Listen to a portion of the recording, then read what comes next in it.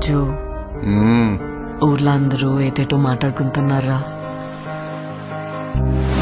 మన గురించి మాట్లాడుతుంటే మనం ఫేమస్ అయిపోయినట్టేనే. ఒరే, నీకు నాకు ఏదేదో ఉన్నట్టు మాట్లాడుకుంటున్నారా? ఇప్పుడు ఏటత్తవే?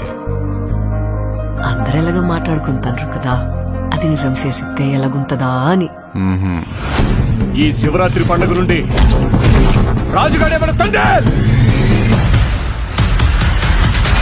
మనం పెళ్లి చేసుకుందామా? ఇక్కడున్న 3 నెలలు నా 9 నెలలతో సమానం.